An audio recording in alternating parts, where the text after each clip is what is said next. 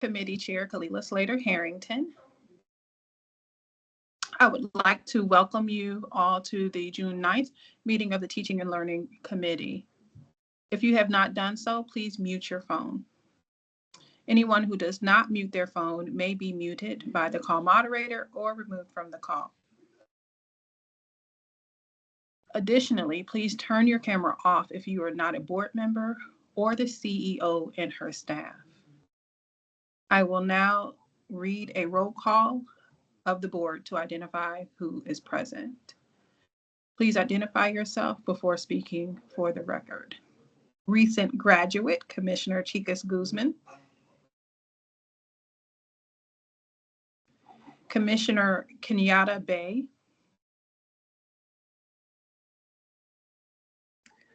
Commissioner Woodruff. Good afternoon, everyone. Commissioner Woodruff present. Perfect. I am present. All right, moving on. At this time, we do not have any members of the public signed up for public comment. And this is our last Teaching and Learning Committee meeting of the year, but we'll still make everyone aware that members of the public who would like to provide comment to this committee can do so by written or pre-recorded testimony. Please submit your written testimony or pre-recorded video the day before the committee meeting. Up to 5 individuals will be given the opportunity to provide comment to the Teaching and Learning Committee, and speakers will be granted 3 minutes. All public comments should address teaching and learning related issues. Individuals or groups interested in providing comment to the committee may sign up one of 3 ways. You can email public.comment@bcps.k12.md.us, or you can call our board office at 443-642-4095. Please also use that same number to contact us with any questions or concerns you have about this procedure. Finally, the chat function during our virtual meetings will not be used as a tool. Just one moment, please.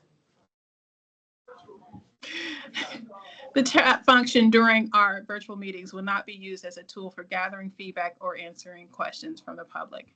If you have follow-up questions or feedback to provide the board, email schoolboard@bcps.k12.md.us, and board office staff will provide a response to you. Thank you. Before we kick it off today, I just want to acknowledge that we have completed graduation season. 2026 graduations were held last week, and I think a few this week on yesterday. Want to wish our congratulations to all graduates, including our very own Commissioner Chicas Guzman, who was a member of this committee. We're so excited and thrilled for all of the students and families enjoying this very special moment. I want to give everybody a heads up to go and visit the City Schools website, where you can congratulate your very own City Schools graduate or view the spotlights. All righty, with that, let's move on to our first presentation, I think, on fine arts. Good afternoon, commissioners. I'm Kevin Cuppett. I'm the Executive Director for Teaching and Learning here in City Schools. Very excited, even though it's the last meeting of the year, we're coming in with a very exciting presentation around our work in fine arts. I do put it on the record every now and then that I started out as a fine arts teacher, so this has been a passion project for me as I've come into the district. So there's a couple of things that we're going to accomplish today. With me today, I want to introduce Dia Slayton, who is our Director of Fine Arts, Chanel Howard, who is a coordinator in fine arts, and we're super excited to have itinerant music teacher, Dr. Otis Eldridge, with us, who will be sharing some information at the end of the presentation. So together, we're going to share some progress around a couple of broad areas: expanding equitable access to arts education, strengthening our instructional supports in the classroom, growing our educator workforce, and creating meaningful opportunities for students across the district. But before I turn it over to Director Slayton, I did want to thank the Fine Arts team for their work every day in trying to implement the strategic plan. I want to thank our school leaders and our teachers who are making that work happen in classrooms. And I'd also like to thank the vast number of partners that we are fortunate to have here in Baltimore City who partner with us in all manner of programming to support our students. We've had a lot of successes. We've had a lot of gains. You're going to hear about those. We're excited to hear about that. But this strategic plan is in place technically until 2028. After working with the team now for about 9 months and learning from our partners in the community, we think it's actually time to do like a little mid-cycle tune-up on the plan itself. One, because we have succeeded in certain areas and it's time to think about next steps, but we really want to focus tightly on the goals that are in the plan, and not only the goals and what they say, but the reportability and the data that we use to get there. So we feel part of our obligation is to make sure that you as commissioners are aware how we're progressing on the strategic plan. And so when we go through the presentation today, you might hear me hop in and talk specifically about how we're going to be looking at the goals in the future. And the way that we're going to approach that is very similar to the way that the plan was developed in the first place. And that's in cooperation with our various stakeholder groups here in the arts, as well as with our city school staff. So that's just a progress update on where we are with the plan. I'm going to turn it over to Director Slayton now to get us kicked off on reporting.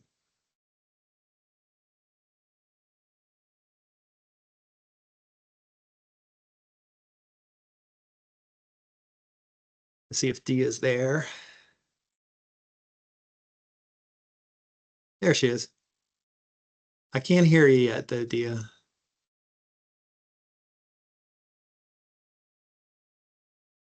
Can you hear me now? Okay, we can hear you now. It's all yours. Okay.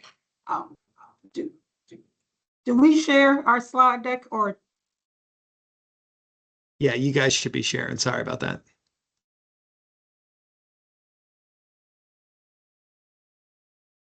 I apologize. I just need to pull it. I thought that it was going to be shared for us. I just need 1 second. I'm sorry. Dia, I Yes. got it. I got Okay. it.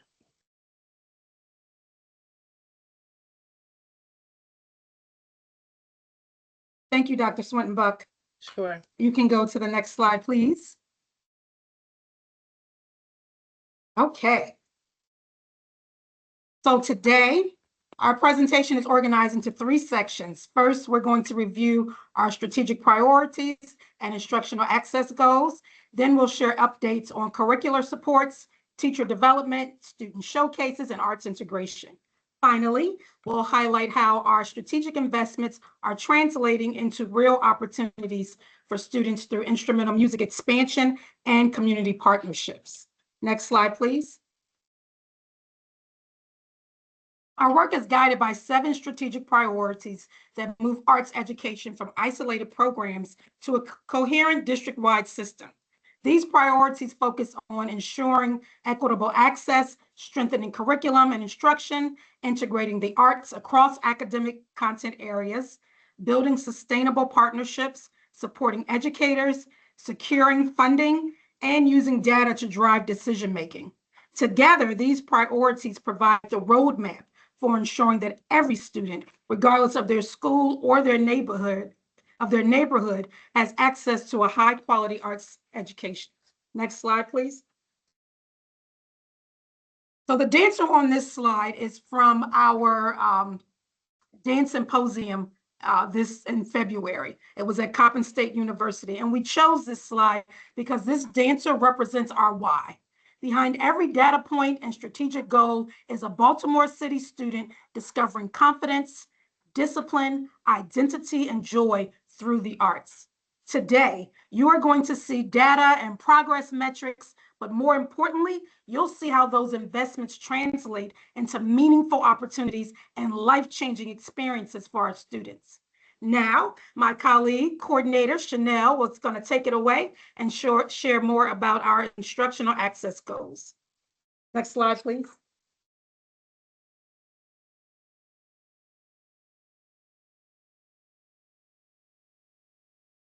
Thank you, dear. Our first major benchmark. Hold on, you're gonna have to. And then-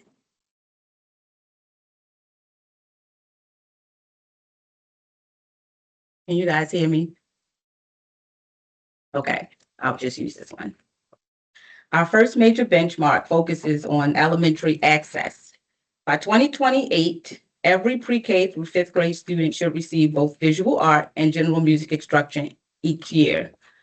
Currently, roughly 57% of students receive both experiences.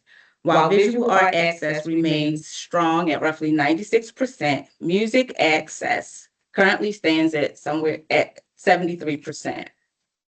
These numbers show that we have a solid foundation, but they also highlight where additional staffing, scheduling, and resource investments are needed to ensure every child receives a comprehensive arts education. Next slide, please. When we look across multiple years of data, several trends emerge. Visual art access has remained remarkably consistent. Music access remains strong but has declined slightly, which directly impacts the number of students receiving both art and music. At the same time, theater programming has expanded and remains steady, demonstrating that targeted investments can successfully increase opportunities for students. These data help us identify where to focus our efforts as we work fully toward access in 2028. Next slide, please. As students move into middle school, our focus shifts from access alone to access and choice. By 2028, our goal is for 60% of middle school students to enroll in an arts course and have access to 2 or more disciplines. Currently, visual art is offered in about 97% of schools and music in about 78%. Our next phase of work focuses on expanding theater and dance opportunities so that students can explore a broader range of artistic pathways. Next slide, please. At the high school level, our goal aligns directly with college, career, and graduation readiness. Every student must earn the fine arts credit to graduate. Our strategic plan seeks to ensure that every student has meaningful choices among visual art, music, theater, and dance. One particularly encouraging trend is the growth of theater offerings, which increased significantly this year. As we continue expanding pathways, our focus remains on ensuring that students can sustain their artistic interests through their secondary experience. Next slide, please.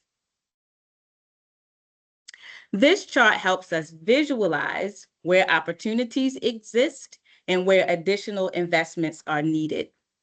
Visual art and music remain our strongest and most widely available disciplines. Theater continues to show strong growth, while dance represents an area where we see opportunity for expansion. This information allows us to strategically direct staffing, funding, and partnership resources to areas of greatest need.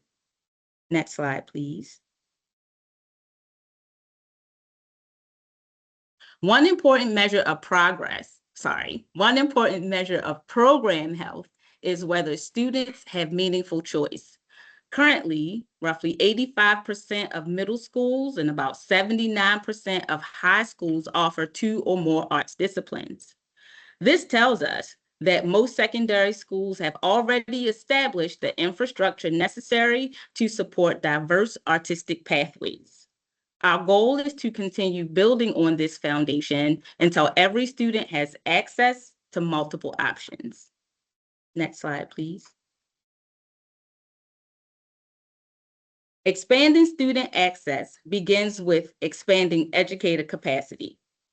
Our goal is to increase the number of fine arts teachers in every discipline while maintaining a 90% retention rate. To accomplish this, we have invested in mentorship programs, professional learning communities, and targeted supports for early career educators. Access is only possible when qualified teachers are in front of students. Next slide, please. This graph demonstrates the impact of those investments. It also highlights the good choices that we make in city schools. One such good choice is when I was hired, 2017. You'll see that is when I became coordinator. And look at this line, friends. This is the return on investment. Over the last decade, the number of certified arts teachers has steadily increased, surpassing 300 educators this year. Every new arts teacher represents hundreds of additional students gaining access to high-quality arts instruction. This growth reflects a sustained commitment to building a strong arts education workforce across Baltimore City Public Schools. Good job, team. Next slide, please. And Dia will be continuing our conversation about curricular support goals. Okay.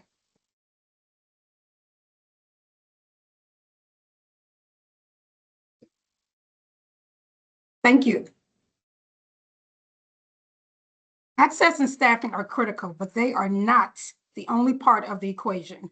Once students gain access to arts instruction, we must ensure that instruction is rigorous, culturally relevant, standards aligned, and supported by high-quality resources. That's our curricular support goals. So our first goal is professional learning.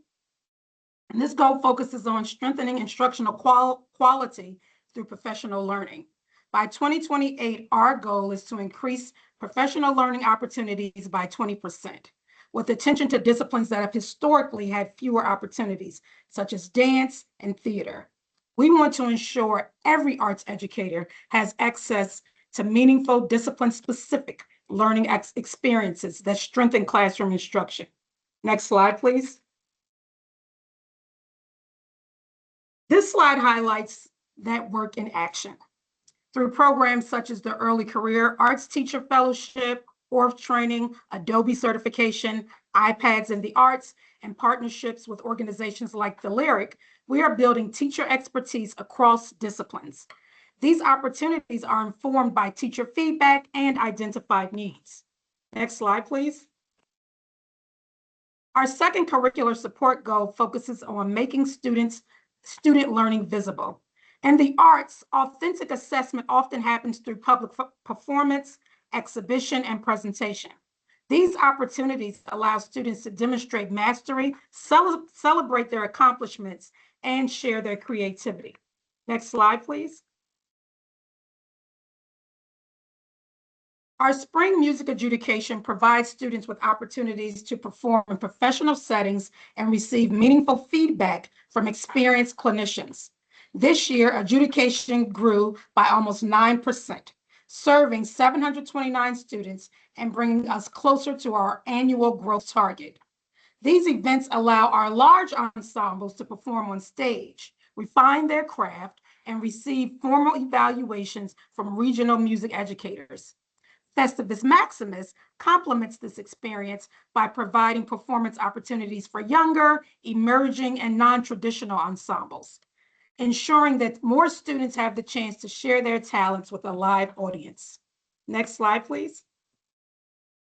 Our visual arts showcases provide students with opportunities to see themselves as artists.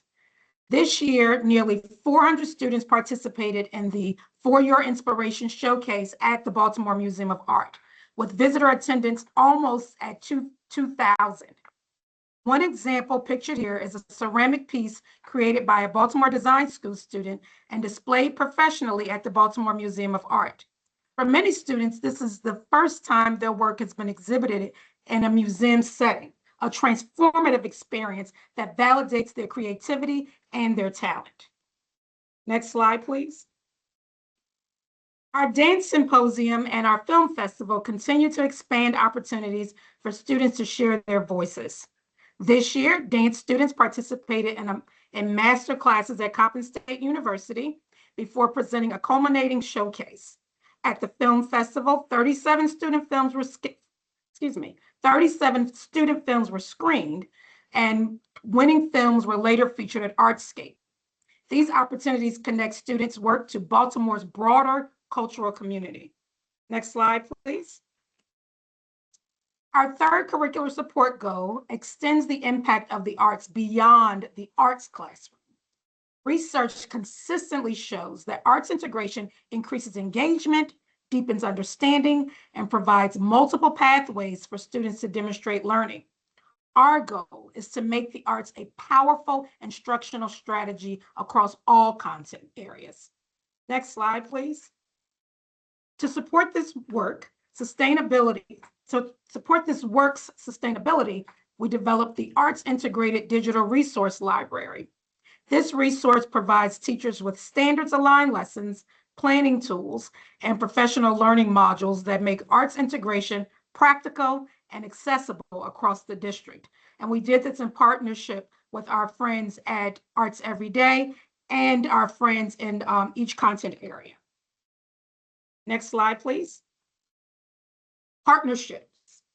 Our final curricular support goal focuses on expanding access through our partnerships. By 2028, every school will have access to high-quality arts experiences during the school day, after school, and throughout the summer. Programs such as Ailey Camp and Fine Arts Camp help us extend learning opportunities well beyond the classroom. And that's in addition to SALA. And this year, Baltimore Symphony Orchestra's OrCids will be at one of our campuses, supporting our students. Next slide, please. One of Baltimore City's greatest strengths is its vibrant cultural ecosystem. Our students learn not only from classroom teachers, but also from world-class museums, performing arts organizations, universities, and community partners. These partnerships significantly expand what is possible for our students, and they strengthen our collective impact. Next slide, please. Throughout today's presentation, we have discussed access goals, educator development, partnerships, and student opportunities. Dr. Otis Eldridge represents what happens when those investments come together. He is a Baltimore City Schools graduate, the Teacher of the Year, and next year will serve as our itinerant music teacher, building middle school band programs at Graceland Park, O'Donnell Heights, and Glenmount Elementary School. His story demonstrates the long-term impact of arts education and the future we are working to create for our students. He is our strategic plan in real life. And now we'll hear a few words from him directly. Dr. Eldridge. All right. Good evening. Thank everyone.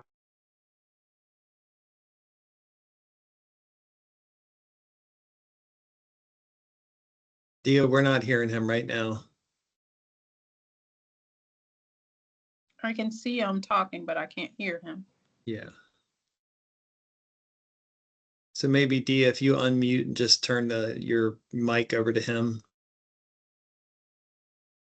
Can he hear us? Doesn't seem like it. Yeah. Are they in the same room? I'm not sure if they are. Doesn't look like it. Well, I Hey, guess we can Dia, go back can on you that. hear us? We can't hear Dr. Eldridge. Can everyone hear me now? Yes. Now we can hear you. Now that you're warmed up in practice, we'll let you go again. You good? I can hear it. I can hear it. Okay. Okay. Sorry about that. Technical difficulties. Sam, thank you for having me. My name is Dr. Eldridge. When we look at the strategic plans and spreadsheets, it's easy for us to see numbers, but I'm here tonight as living proof of what happens when Baltimore City invests in music education. My musical journey began as a 6th grader at Booker T. Washington Middle School, where I first picked up an instrument, that instrument being the saxophone. I learned how to read music and discovered my voice as a musician. That single opportunity carried me to college on a full band scholarship and ultimately resulted in me earning my doctorate from Morgan State University as well. I'm a proud product of Baltimore City Schools, and I know firsthand that music education has the power to change and transform lives. That is why I'm extremely excited about the next phase of our strategic music equity plan. Next year, I personally will serve as the new itinerant band director, helping to build middle school band programs at both Graceland Park, O'Donnell Heights, and at Glenmount Elementary School.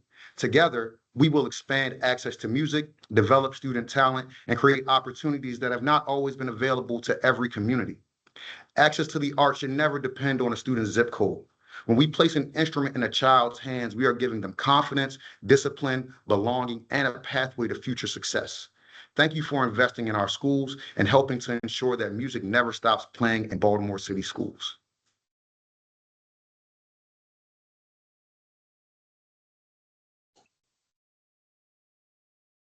Great. And how wonderful to have the Teacher of the Year join us. I enjoy hearing you at our board meeting, and again, really amplifying the same message here today. So does this conclude the presentation?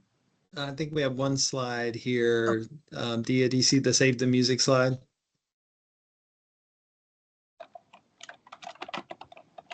I think she looks like she might have frozen. So, Dia, can you hear us? What? Oh, there you are. Can you hear us, Dia? Yes. Oh, okay. We're on the Save the Music slide. So you didn't hear Chanel? Okay. Dr. Eldridge's story. Sorry, friends. Dr. Eldridge's story demonstrates individual impact. Save the Music demonstrates systems level impact.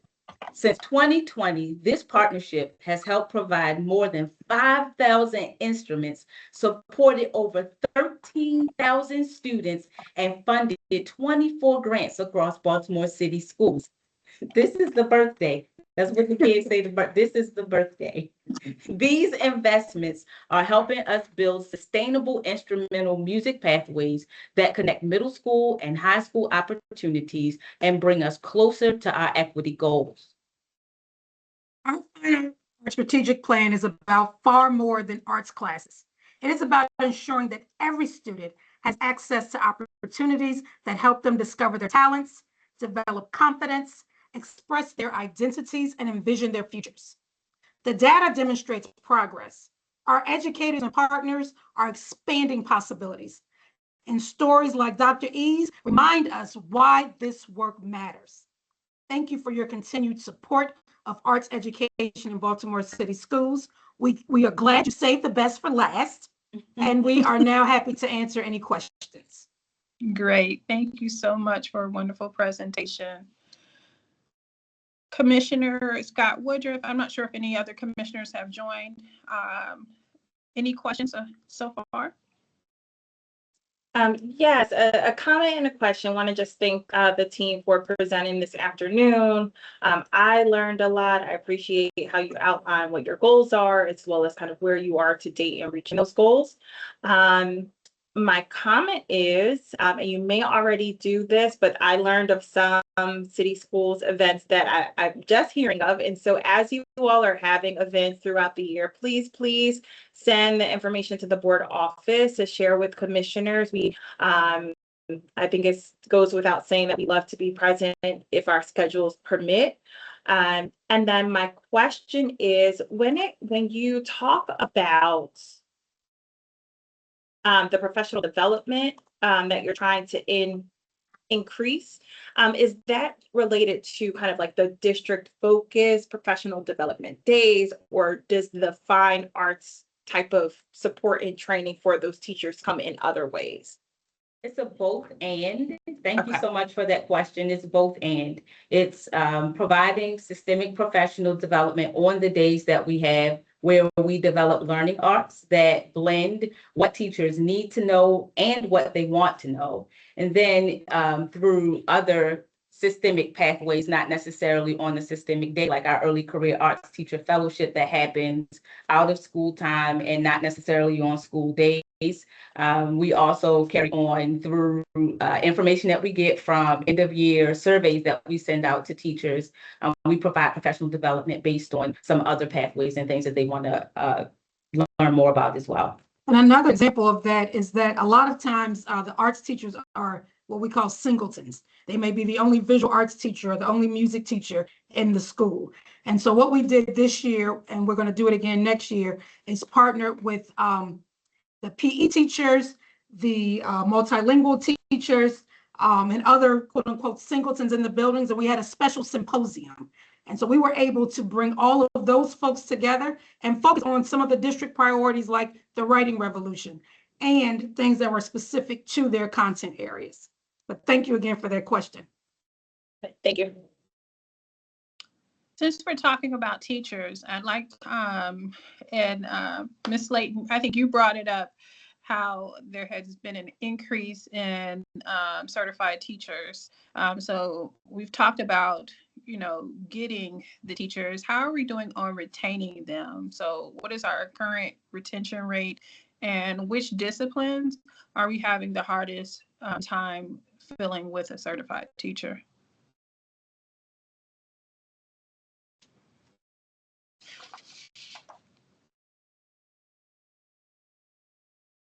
It's okay if you don't have the data today, you can bring it back to us.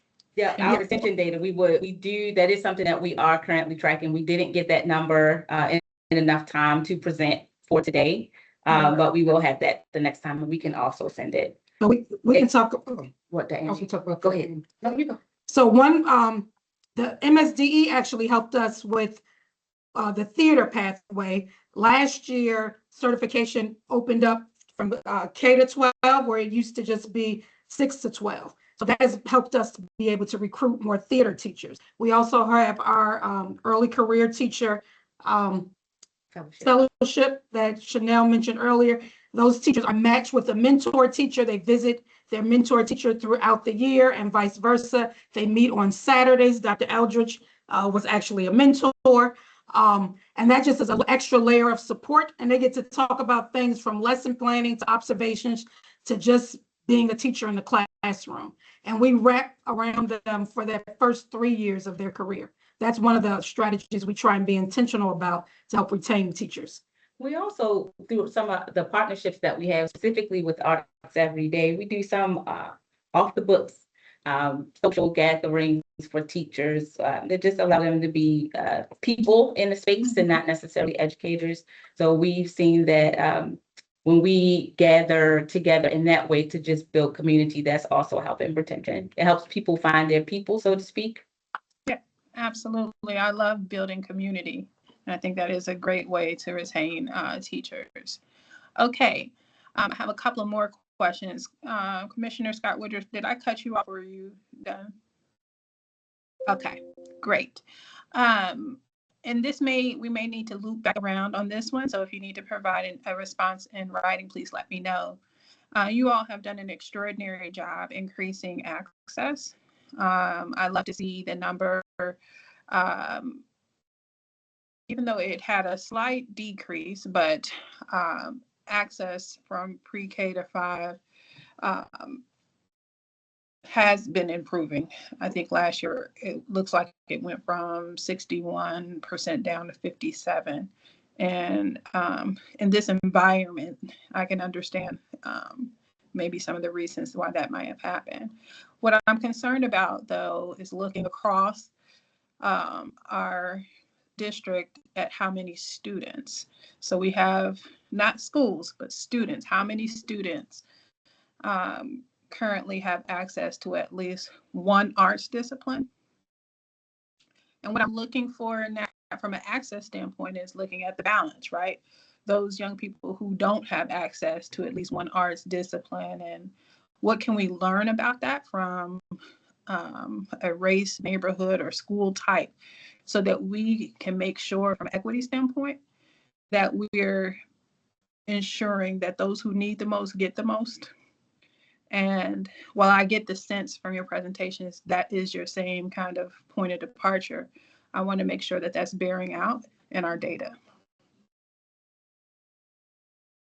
Have been Now, one of the things that we have been discussing, and Dr. Cuppet can jump in if you have some more things to add, is how we are refining our fine arts strategic plan goals. And I know I think he mentioned that at the top of the presentation as well. And as we are refining those goals, we are also refining the data that supports them so that we could be able to have a bit more consistency in how we are reporting out.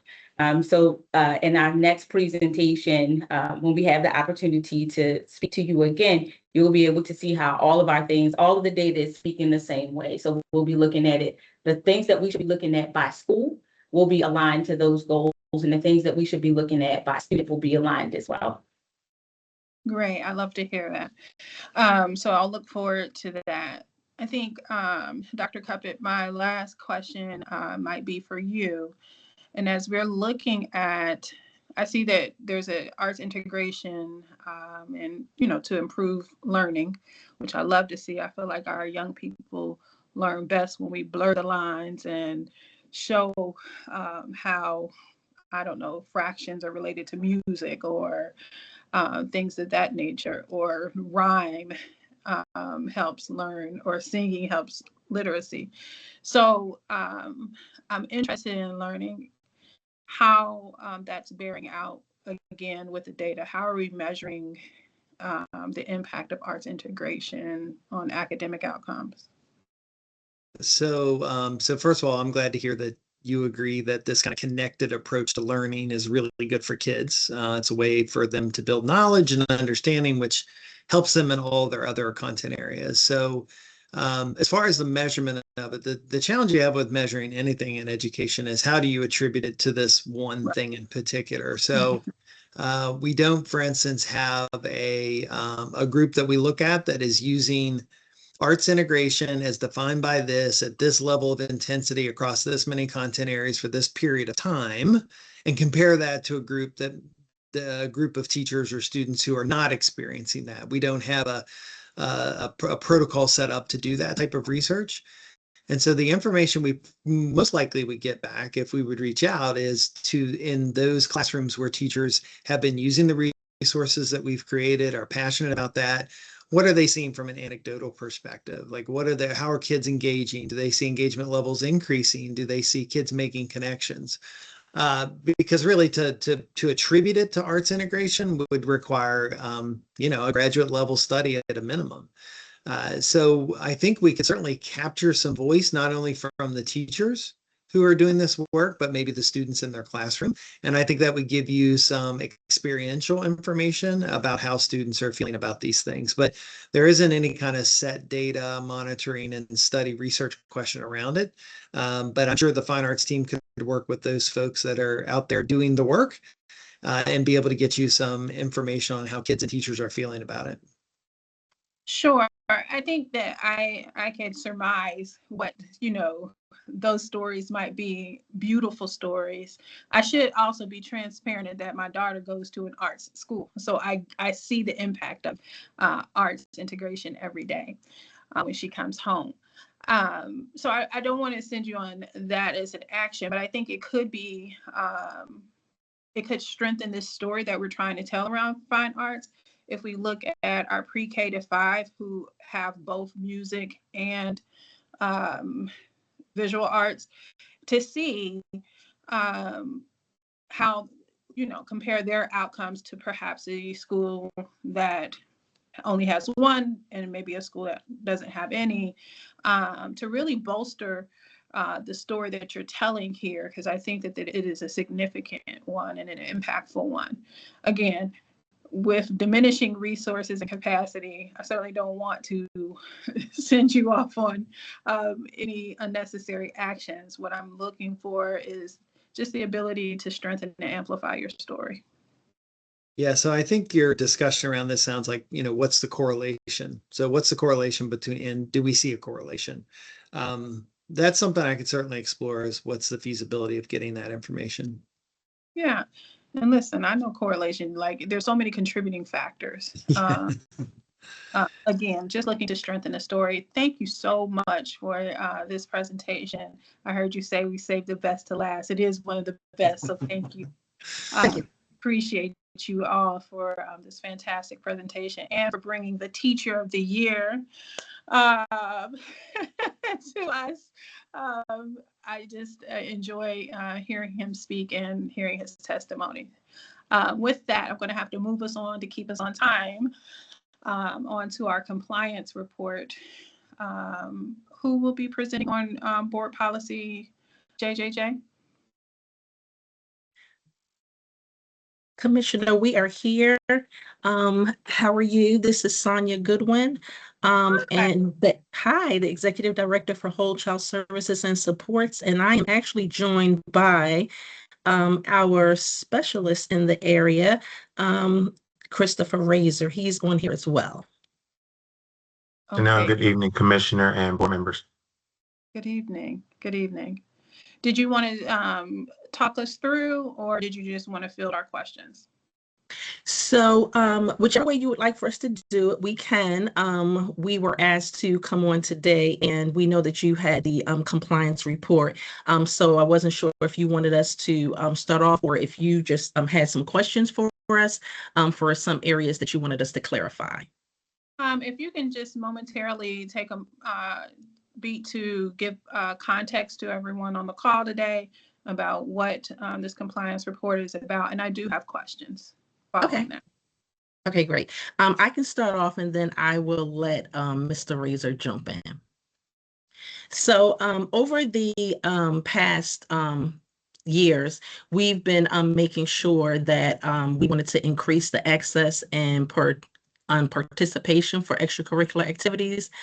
So there have been investments like our wonderful colleagues shared before us. It's wonderful that Fine Arts was able to go the same time that we were, because what we wanted to do was make sure that we mirrored those experiences that students are receiving during the instructional time. We wanted to mirror those before and after hours, and as well as in the different clubs.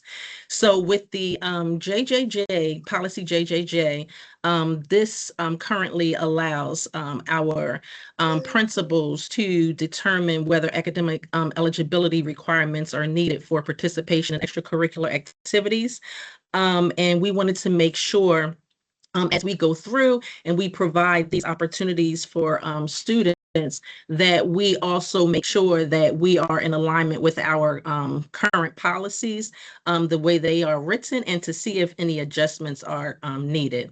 Some of the things that have taken place for the background, starting in 21, 22, that was when there was a return in person to learning, and extracurricular programs were restored and expanded.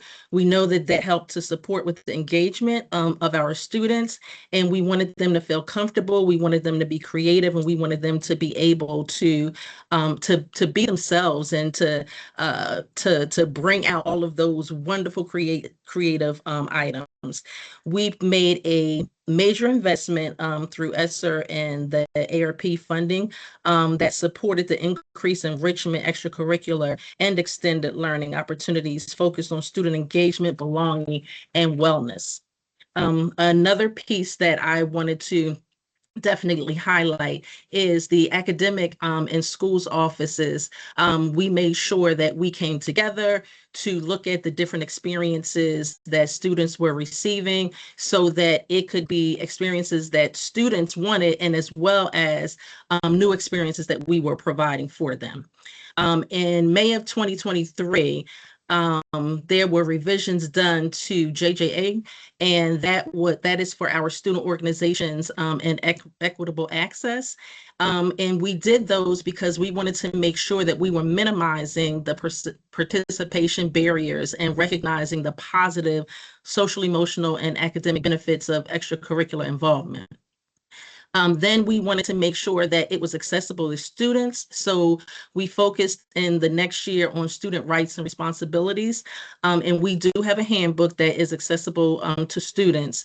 And City Schools created this system-wide handbook that provides students with accessible summaries of our board policies that includes JJA. We also wanted to call out the JJIC, which is from the Scholastic Athletics, and we did some major work around there last year just to make sure that we revisited the academic eligibility requirements for our athletes, and we wanted to make sure this upcoming year that we had that we made sure that there was alignment with these policies. So next school year, we will actually be looking at the JJJ so that we can ensure the academic eligibility requirements that we have in our other areas are similar to what we have here, but still not putting barriers in place that would cause our students not to have this wonderful experience. In the report, we also listed some data that we have collected that were activities that were identified and the students that were served. We still have more information or more data that we want to make sure that we are visiting, because with the numbers that we have in the report, though they are showing increases, we still do not feel that we have all of the data that we would like to capture, because there are many students that are experiencing many wonderful things, and we want to make sure that all of that is captured through our reporting. As you can see, this is an area I'm very passionate about, and I probably took up all the time to go through all of the areas, but Mr. Razor, I do want to turn it over to you if you had some additional information that's in the report that we wanted to share with them.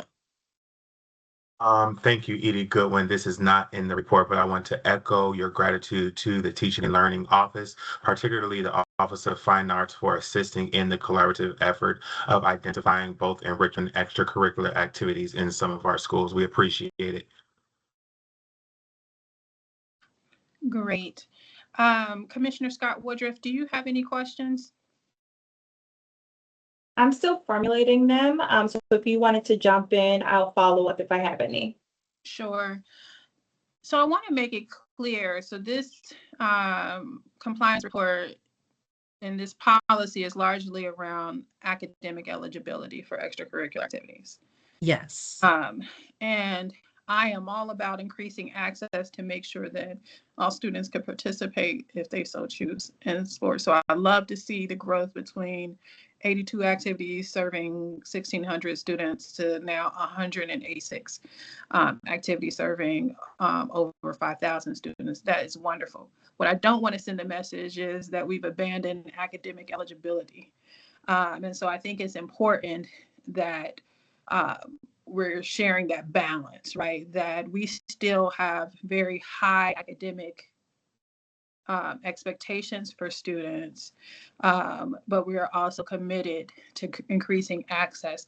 Can you tell me what that looks like, how we maintain that balance of, yep, we want you to be able to participate and play in the football game on Friday, and you have to be an achiever off the field as well. How are students how are schools working that out for students so that we can remain in compliance with the policy as it's stated right now? I hear you signaling future, but how are we doing that right now? Great question.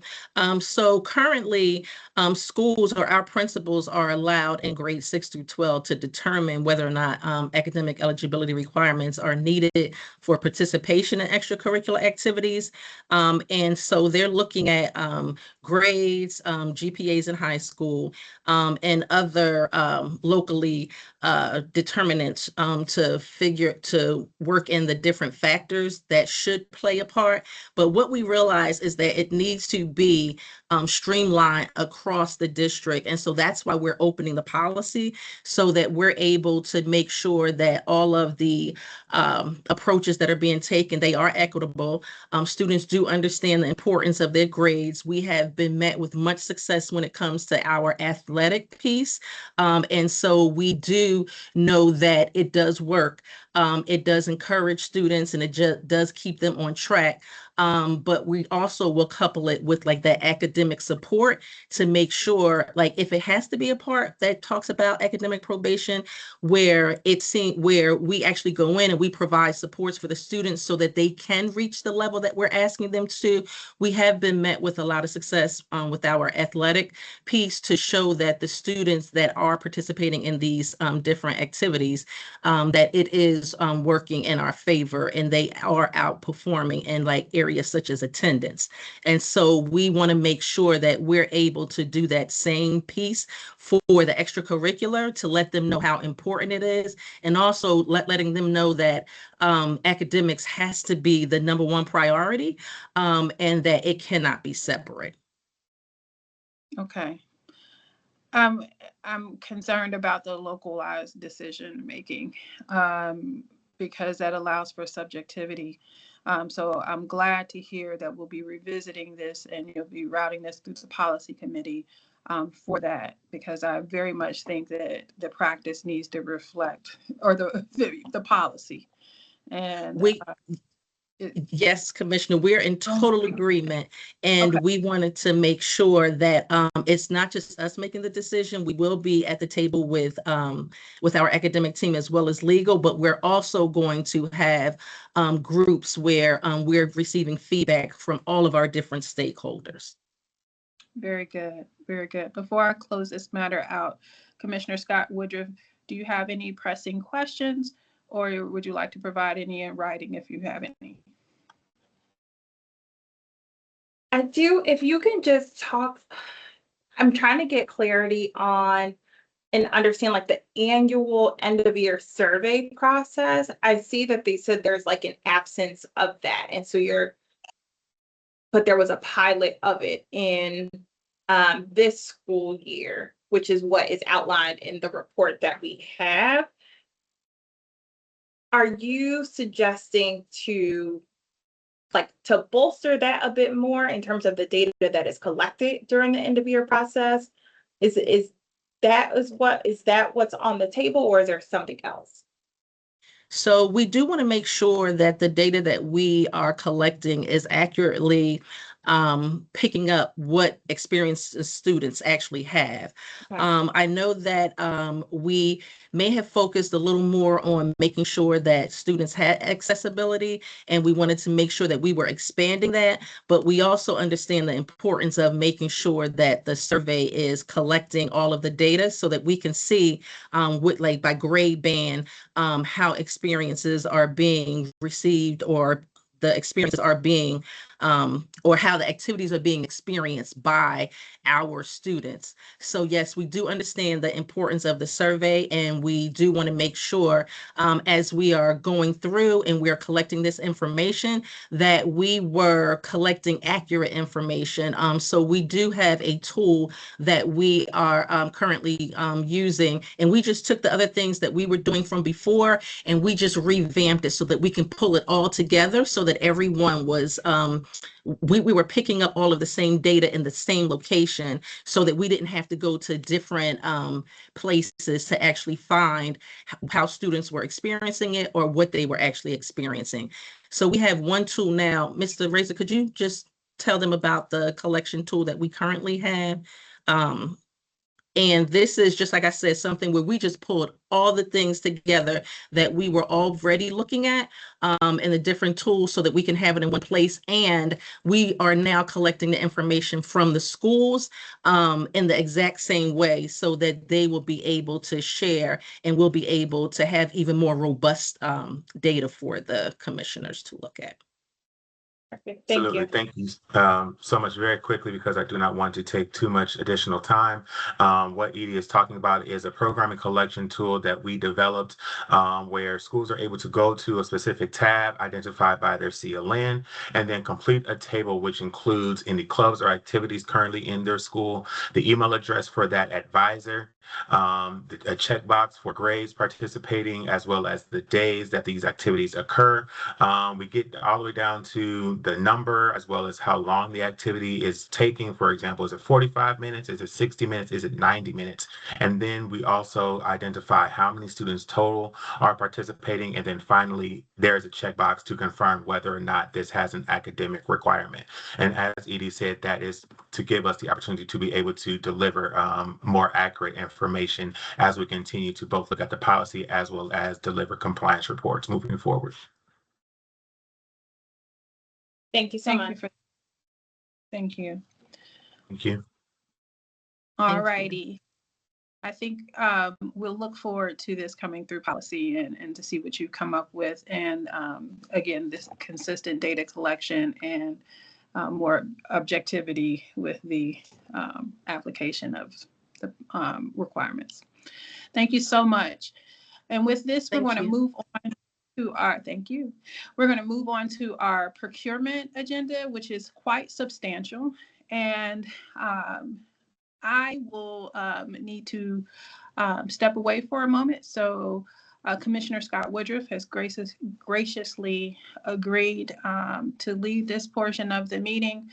And I did have an opportunity to speak with Shabray. So I think most of my questions have been resolved, and a lot of these contracts look or procurements look like our standard procurements for this end of this school year in prep for next school year.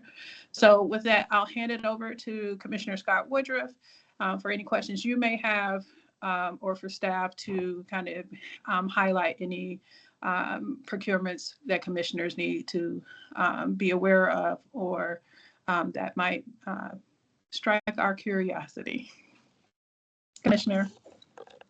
Thank you so much, Commissioner Slater Harrington. I have a few questions specifically around the public consulting group contract. I have a few curriculum focused questions for on Wit and Wisdom and Number World, and then I have a note here on Panorama. So if we want to just take them one by one, so with public consulting group. Commissioner Scott Woodruff, I just want to make sure I'm capturing your list correctly. So 12.01, and what were the other two real quick? They're not listed on this cover sheet. 1 second. 12.01.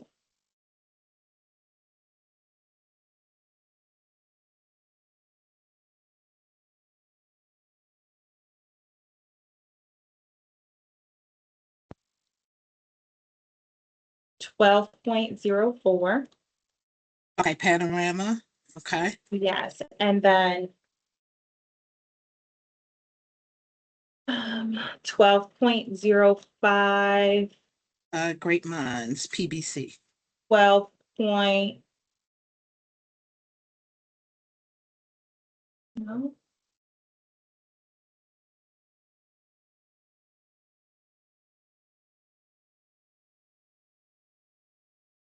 Uh, 12.08. Okay, McGraw-Hill.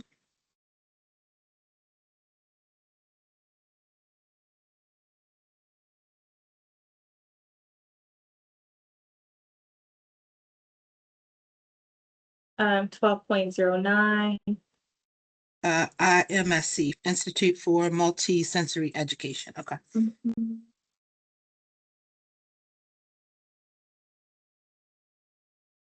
Okay, you want to go right into your questions? I believe the authors are on and received entry or rights into the meeting. Got it. So for the first one, for the public consulting group, one, I know that this is a piggyback contract. I am just curious that I want to make sure I'm clear in understanding kind of how that works and how we came to this conclusion to do a piggyback contract versus another route. So if someone could just speak to that and provide context and color there. Good afternoon. Can you guys hear me? Yes. Perfect. Good afternoon. I'm Brooke Korch. I'm the coordinator of academic operations. I believe Dr. Cuppet and Wendy Barnes are on from Teaching and Learning. They're leading this initiative. I don't know, Dr. Cubbett, if you want to speak to that question, how we came to the piggyback. Yep. Yep. You guys hear me okay? Yes. Yeah, so I think Wendy Barnes is listening, but I'm not sure that she had her microphone activated. But when I arrived and began having conversations with people on my team, one of the areas that came up was related to how we manage, monitor, and comply with 504. Section 504 of the Rehabilitation Act, you're familiar that students will have 504 plans. Wendy Barnes, who is a coordinator for that, and her team walked me through our existing process, which actually uses some of the tools in Infinite Campus. I was a little concerned it seemed like an outdated system. They agreed with that. They've done a great job making it work as best it can for its capabilities. And so then I asked to get on a call with our 504 coordinators from our schools that have high caseloads. And we asked them some questions about walk us through how this works and, what are the pros and cons. And it was really clear that they were looking for some system upgrades. And so they gave us some feedback on some of the features that they think would be helpful for them. I was aware of different platforms that existed out in the space related to 504 platforms and shared, well, if it could do this would be helpful. And they were very excited about the possibility. We were aware that 1 in 4 504 plans in the United States are actually run through Public Consulting Group. They have a large footprint. We looked at the requirements that we had. We compared that against the capabilities. We had them come on and give us a demonstration. We also had another group, Panorama, which you're going to hear about in a minute related to our MTSS platform, also share their 504 capabilities. In the end, they concluded that the things that we were seeking, they could not quite do, but PCG could. So at that point, I talked to our operations team here, and we suggested that the piggyback route would be a good way to go. And so we explored that as an option to be able to acquire that. In that process of making determination about it, we met with our Office of Information Technology, our Office of Academic or OAA department, other stakeholders, and kind of vetted this tool as to whether it'd be able to do the things that we wanted to do. And that all came back very positively. So that's why we're submitting this for request for board approval. Thank you for that. I know, sometimes with kind of like technology and kind of getting, there's oftentimes a base price, but then as you go in and you kind of use it, you might need additional add-ons. Is there a potential for that we should prepare for, or things that you may already know that may come down the pipe related to this tool? We're not anticipating any kind of surprise cost. The amount that's in here would include the contract is put up at that higher amount as a just in case type of thing. But the number that we're actually looking at is a significantly lower. Here we do put higher caps on our contracts. But we actually, the initial cost has this initial integration. Let's connect the tool to our data and all the security and protocols associated with that. And then the ongoing cost is actually less than what we're going to pay in the coming school year. I think it's very reasonably priced for what we're getting from a capability perspective.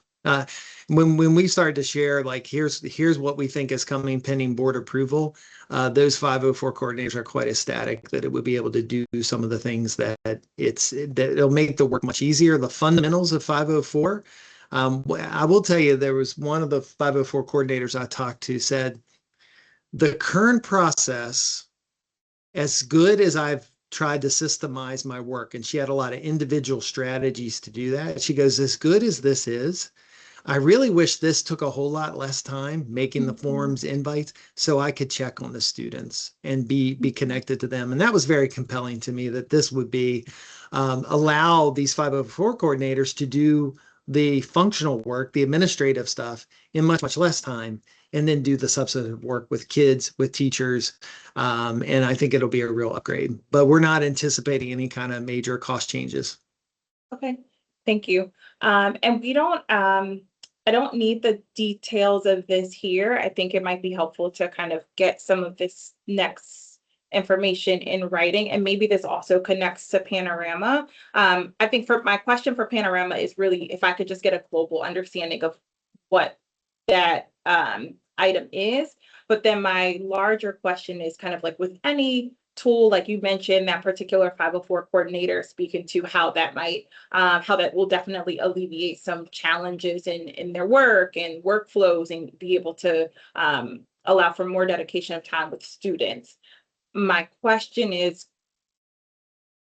sometimes the best laid plans or the best laid tools are only as good as the training and support to get folks onto those systems. So I would love to know more about kind of what that on-ramp is for that specific tool or any new tools that are Sure. coming up in this year related to that work. And then, so is Panorama, I know it's part of MTSS, but could you just tell me a little more about that? Yeah, so I think Heather Nolan's on the call as well, so she might be able to pop on, but I'll give you a broad overview.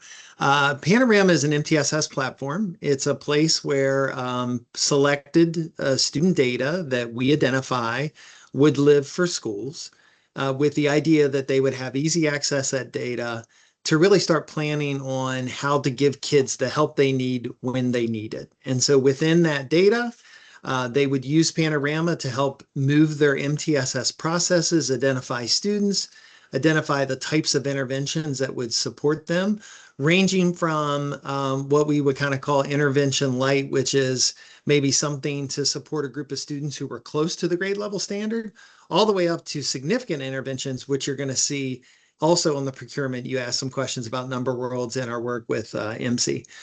This is all part of a retool of the MTSS district-wide, and this tool will serve as kind of a way to focus the work within the schools. We've started to socialize this, again, pending board approval, and right now our feedback from our school administrators has been very, very positive. That'll be nice to get certain data in one place. It'll be a great place to plan for the supports that you're going to provide for students. Right now, it's going to be in broad areas of math, literacy, behavior, and attendance. That's our first iteration of what we're trying to do.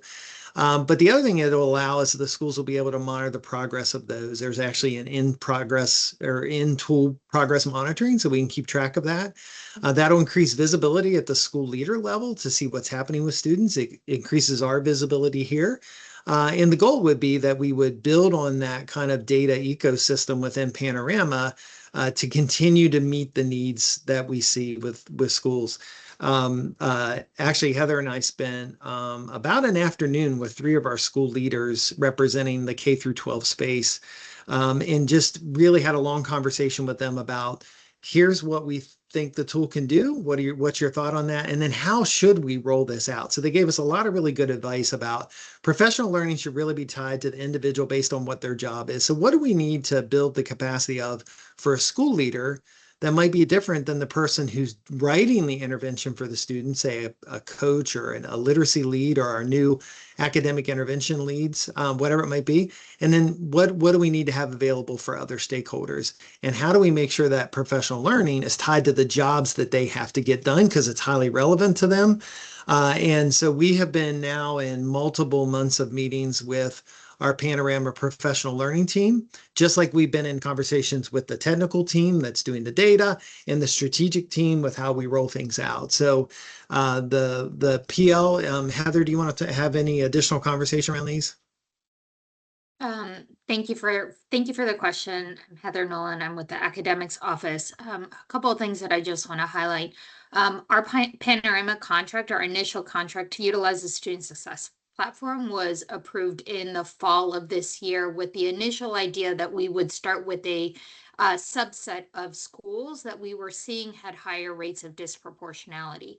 As we were studying our data, as well as seeing the direction that MSDE was going in terms of their MTSS policies and their requirements, we saw the need of actually expanding this, not just to a subset of schools, because we believed that it would be the right tool to support the processes, but also support the intervention, identification, and tracking, but that this should be for all of our schools. And so this request here is to increase the amount of the contract so that we can really reach all of our schools, all of our students. And with that in mind, that's the type of conversations that we've been having with our school leaders as well as the Panorama team, which is how do we, in this first year of adoption, really prioritize what are the key actions we need, specific roles in schools to be able to do that really addresses the need of what is the intervention, who is getting the intervention, and is that intervention actually creating the change that and the improvement we want to see with our students. And so that's what Kevin is mentioning in terms of and what you mentioned, Commissioner, about the, like, what is the on-ramp and what is the support? We're being really intentional here of designing the professional development to align with key functions at the school, but then also providing it in a just-in-time kind of way so that they know how to turnkey and utilize it when it's time to, work on a particular activity or work process. Thank you for that. I definitely, and you answered one of my questions around, like, I see that it was initially planned for a subset of schools and now being expanded to all. So thank you for that context. The last part that you mentioned a number of like focus areas that the tool would support: attendance, discipline, a number of things. Will all schools be using all of those, monitoring all of that all at once through this tool, or is it kind of like a phase in? That's a great question. Those are the conversations that we're having strategically with our offices and also being really responsive to what our schools need. Right now, our schools are needing to go to various systems to do exactly those things that we're already asking them to do. We're already asking them to monitor academics related supports. We've asked them to monitor attendance related supports, behavior related supports, but those are all in separate systems. And so what this system allows is everything go into one location, which increases visibility, increases the potential for offices and school teams to really cross collaborate and see what someone might be working on that they just hadn't had visibility in the same respect. And so, yes, in a way, we are asking them to do their business right within one platform. But we also believe by moving them to one platform, they're going to get that greater efficiency of time to really focus on what matters most. And as we know, a student isn't just one focus area, right? When we think about a student's academic supports, we've got to think about, well, what are the attendance patterns of the student? Or if that student is seeing any type of discipline challenges that we needed to rectify, and we need to address it in a more holistic way for those students. Okay. Thank you for that. No other questions on Panorama. Shabray, should I go to my next questions? They are. That's for Great Minds, 12.5. Yes. So my questions are for the curriculum pieces for Wit and Wisdom and Number Worlds, just relates to with the new guidance around kind of like technology in the classroom for our K-2 classrooms. Do any of these curriculum components, because a few years ago was all the jazz that our curriculum components had like some technology supporting with that. For Wit and Wisdom and Number Worlds specifically, is that the case? Is there a plan to just will we not use those parts of the curriculum? If someone could just kind of speak to how we're balancing our revised technology components to what the curriculum offers. Yeah, so it looks like Dr. Guthrie, who's our Director of Literacy, is having audio issues. So I'm going to swap out chairs. So we're going to play a little musical chair so she can talk to you about the Wit and Wisdom part of your questions. Okay. Thank you. Good afternoon, everyone. Dr. Guthrie, Director of Literacy. So to answer your question around the technology now requirements for K-2 and Wit and Wisdom, at this point in time, students will not be required to access anything in the digital platform. Specifically around the digital platform, it's really around teacher-facing material. So the digital teacher edition, slide decks, those types of things. Any correlating assessment that students may need to take will be given in a paper pencil format. Okay, thank you. No problem. And then I believe Chris Franklin is on with Number Worlds. I do want to give a little context. Number Worlds. So as we look at our MTSS, one of the things that's required in any MTSS, but also in the state guidance is around having a continuum of supports. So what are kind of the increasingly intensive interventions that we need for students who we've tried some things to support them, that's not creating the progress we want. So how do we up the ante and make things more intensive? Number Worlds is an intervention-based program tied to our Reveal materials that we use district-wide in mathematics. And so those programs are going to, under this contract, if approved, it's designed to make sure that schools, all schools, regardless of school size or where they are, have these materials available for students. That way, if in Panorama, we're saying that students need additional help in math, here's a group of students who are really missing some key prerequisite skills, that this might be a Number Worlds group that's going to meet 3 days a week in an intervention time during school. And so the materials and the kit are very analog. They're very hands-on. I think they're, I don't know if Mr. Franklin can hop on if there are digital related components. I don't recall it being very intensive that way, but it's also in that K through 2 space, we're doing a lot of restrictions around any access to those digital items. Okay. It's like Lauren has her hand raised. Oh, Lauren. Hello, it's Chris Franklin. I'm using Lauren's computer. Sorry, I did not have access. But to Kevin's point, everything is going to be hands-on. We want students to have interactions with teachers who are doing the interventions with the students. There's a digital component only to do the weekly assessment for students that will feed into the Pi Progress for the students in the overall ALEKS program. And so it should be very minimally tech. Okay, thank you. And then I know I originally said 12.09, but further review, I do not have any questions related to 12.09. Okay. And then as Commissioner Slater-Harrington mentioned, I think a lot of the procurement items were pretty straightforward. And so I do not have any further questions, and I don't know if any other teaching and learning committee commissioners have joined the call. Just scrolling through, I don't think so. There are no other committee members. Perfect, thank you. Shabray, I know you had mentioned to me there was the temporary employment staffing services, which was kind of a no-cost extension, correct? So no Correct. additional funding to that particular one. Just wasn't sure if you all already discussed that. Normally we go through operations, but for expediency's sake, it's coming through teaching and learning. Yes, and Commissioner Coy and Commissioner Muhammad were both notified as well. Great. Okay. Thank you, Commissioner Scott Woodruff, for leading the procurement portion of the meeting.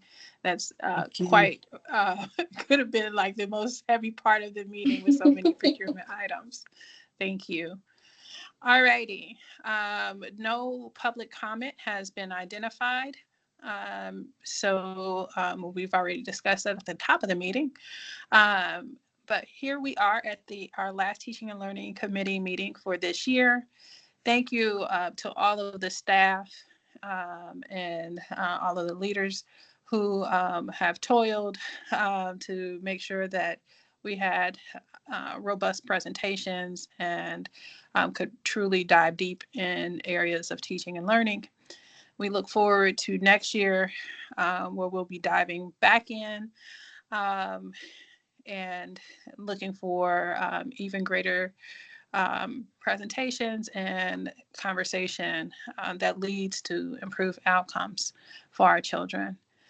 With that said, not all of us are off this summer, but we hope that our teachers have a great and restful and restorative, but also a planning and a professional summer, and all of our staff gets rest and restoration as well, at least on the weekends.